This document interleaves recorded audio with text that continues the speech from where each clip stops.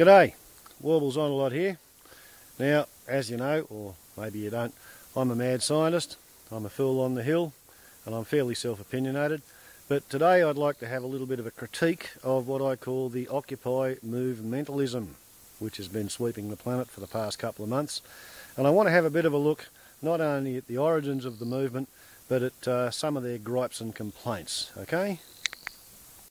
Now, from what I can see, they started out, big part of their whinge was about the US reserve banking system being a private bank, which means that the citizens pay tax to the government in order to pay the interest to the private bank which owns the dollars in their wallet. They're also pretty cranky about executive salaries. They don't like them. There's also a big problem with corruption and police brutality, and they're worried about jobs, lack of growth, lack of jobs, lack of education, lack of housing, lack of medical services. There's also a thread of pacifism and environmental concern and worries about human rights. I think that's just about the major bucket of problems that the Occupy movementalists are motivated to camp out there in the streets and give their backpacks and their sleeping bags and their tents to the police so they can be thrown into landfill after the protesters themselves have been set upon and bashed and tear-gassed and arrested. That's what's got them upset, alright? That list of issues. Now let's deal with them one at a time. Well, it was a bit of a surprise to me to learn that the American Reserve Bank and the English Reserve Bank and lots of the European Reserve Banks are private companies. The Australian Reserve Bank is not. If Australia's Reserve Bank was a private company, I too would have the shits. But the fact remains that every government on the face of planet Earth seems to spend an enormous amount of its time worrying about the regulation of interest rates in order to get the economy growing. They want perpetual growth of the economy. They want to do this so that they can tax the economy. Now, the problem with this system is that for 5,000 years every god theory on the planet has been teaching thou shalt not commit usury, and usury is paying interest or charging interest.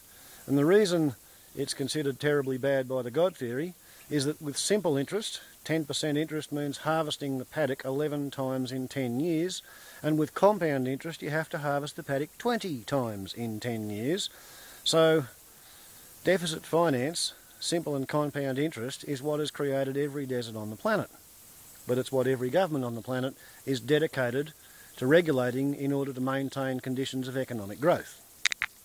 The economic growth has been deemed necessary ever since the Babylonian population commenced to explode 5,000 years ago when they invented oil lamps, thereby creating an artificial light at night brighter than the full moon, thus desynchronising their women and therefore losing control of their fertility and causing a population explosion, which meant there was a burgeoning number of people to be fed and clothed and housed, and deficit finance was the only way they could think of doing it. Trouble is, it financed broadacre agriculture via deforestation, which caused desertification and dropping of rainfall, and therefore they invented irrigation using underground water, which was saline, and they invented salination, and civilization collapsed for the Babylonians, which caused their economists to run away and educate other people who hadn't yet destroyed their biosphere of the glorious benefits of deficit finance, and they did it again and again and again.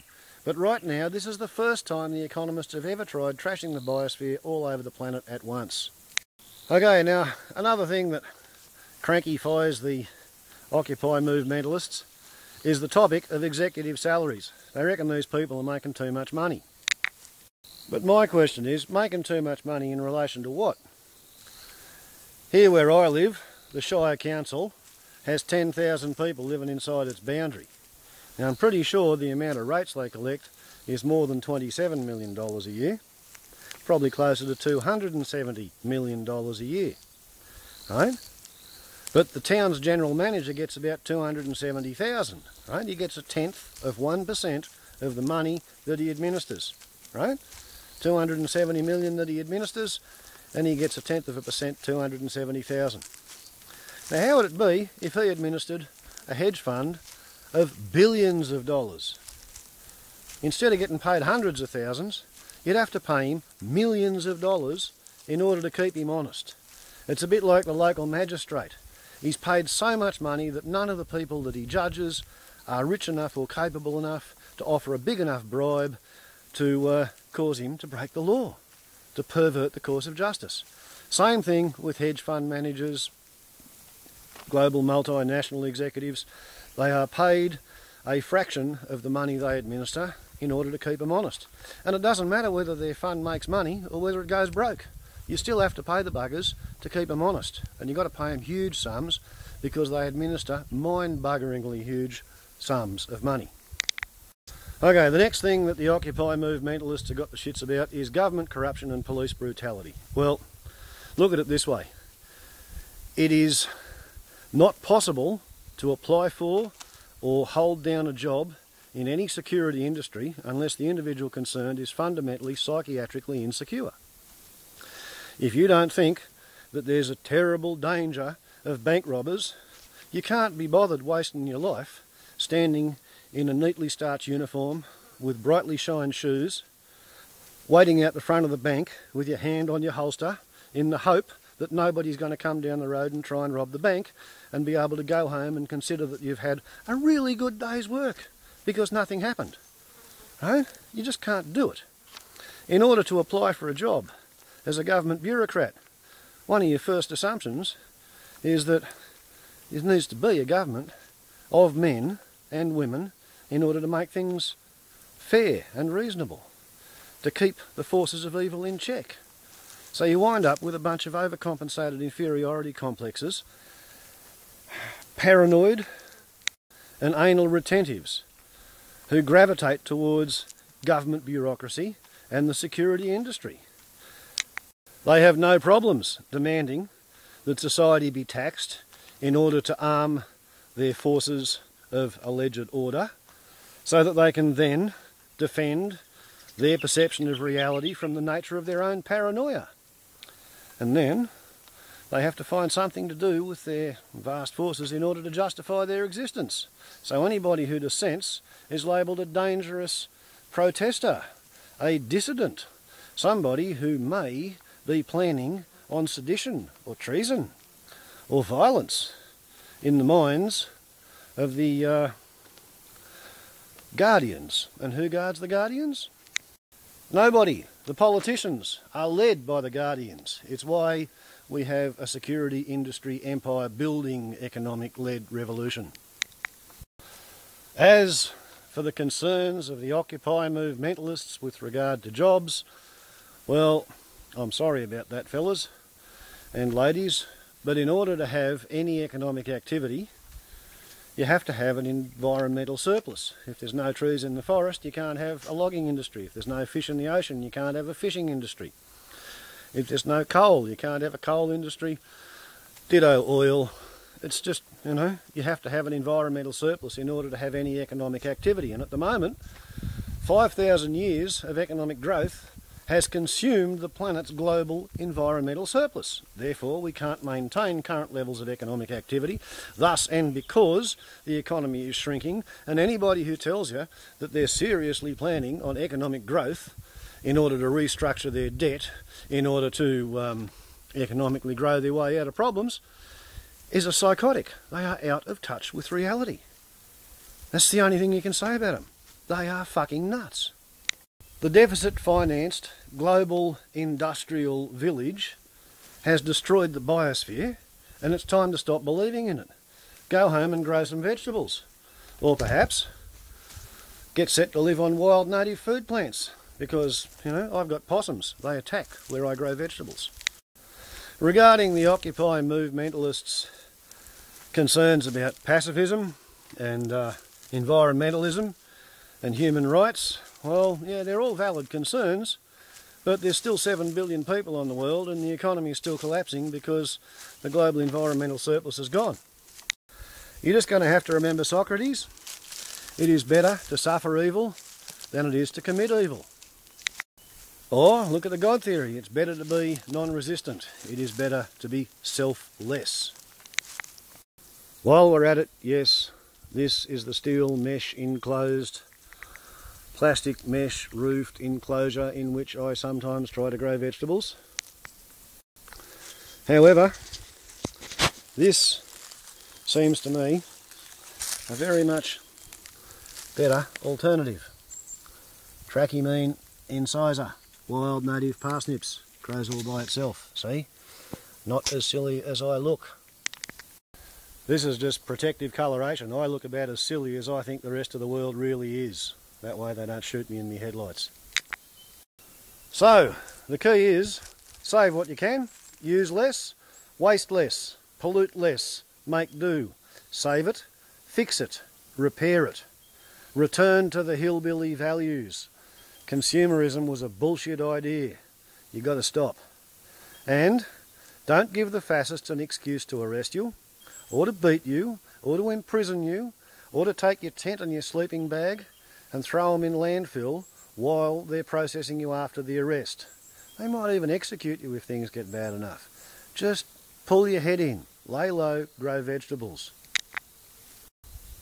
Now the Occupy movementalists, they say that the rich people should pay more taxes. The rich people don't see why they should pay any taxes. And my view is this. When you're born, nobody points a gun at you and makes you want to make money. If you want to make money, that is your choice. A personal free will choice. And because all economic activity degrades the biosphere, it isn't possible for you to exercise your choice to make money without destroying my umpty-ump great-grandchildren's biosphere. So as far as I can see, tax is the fee that you pay for your licence to try and make money because you want to acquire more, because you want to spend more. And you are buying a licence to degrade other people's environment in your search for riches. This tax is then redistributed to the people whose environment you are trashing in your search for their wealth. Thus, in a fair world, we wind up with aged care, medical care, unemployed benefits, pensions and child welfare being paid for out of the tax raised on the economic activity from the people who are trashing the planet because they feel like doing it. To the people who cannot see why they have a personal responsibility to pay tax in order to provide a social security safety net, I've got to say this. Social security payments are indeed a social rest payment, because if you don't pay it, you get social unrest. Think about the chronological connection of the Occupy movement began in the USA and it followed the English riots, which followed the Greek riots after the French riots, after all their governments tried to cut the social security network. But they really only wanted to cut the social security benefits for the young and the poor. The idea is that the currently existing crop of superannuated geriatrics are supposed to get 50 to 85% of their retirement wages until they die. So from age 65 to age 85, they want to collect their pension so they can drive a diesel-powered toilet around National Highway number 1 until they're too old to do it anymore, and then it's time to go into a nursing home.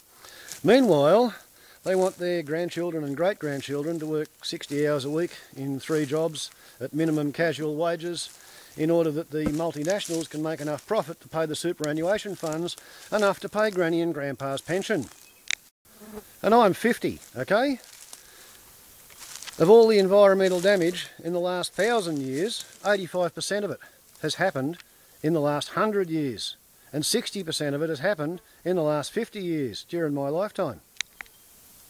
And now the people who made the decisions that stuffed the world want their great-grandchildren to pay them to retire in luxury while the kids are starving to pay the rent? And the government bureaucrats and the police farce and the superannuated geriatrics can't understand why there's an Occupy movement in nearly every major city of the world. Shit oh dear. If I was asked to come up with a slogan in 10 words or less to explain the Occupy movement, it would go like this. Write it on the wall. Earth is hurting. Who done it? Cull the old. Ban all tax breaks for health insurance and cancel Medicare rights at age 70.